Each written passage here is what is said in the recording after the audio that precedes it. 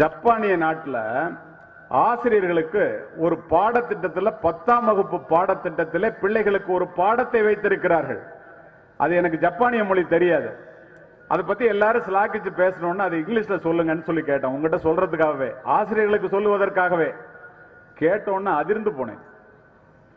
ஜப்பானிய நாடு 70 ஆண்டுகளுக்கு முன்னால்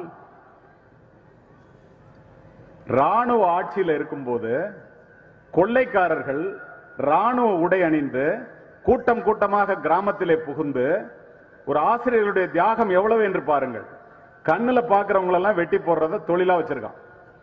ஒரு தாய் 2 குழந்தைகளுக்கு சோறூட்டி கொண்டு தெருவிலே உட்கார்ந்து இருக்கும் போது கொள்ளைக்காரர்கள் குதிரையிலே வந்து விட்டார்கள். நடந்த சம்பவம், கதையல்ல, நிஜம். குதிரை வரணும்னா எல்லாரும் மறைவிடத்தை நோக்கி ஓடுறாங்க.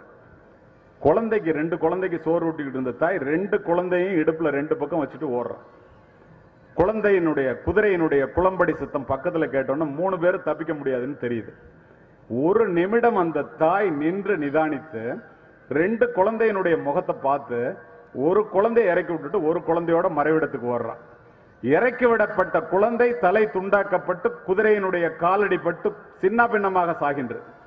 மறைவிடத்திலிருந்து கதறுகின்றாள் அந்த தாய்.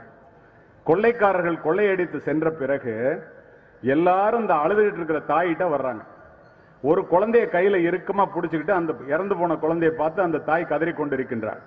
ஒரு முதியவர் வந்து கேட்கின்றார், ஏமா, ஒரு தாய்க்கு 2 குழந்தைய 2 கண்ணு மாதிரி தானே, ஒரு குழந்தைய இறக்கி விட்டுட்டு ஒரு குழந்தைய மட்டும் தூக்கிட்டு ஓட உன்னால எப்படி முடிஞ்சுன்னு கேட்கிறார்.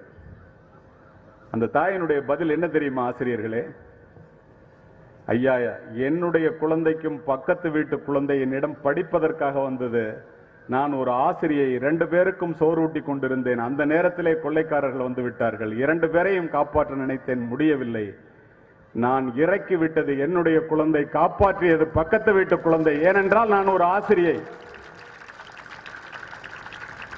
ஒரு ஆசிரியருடைய தியாகத்திற்கு இதை விட வேற என்ன சொல்ல வேண்டும்?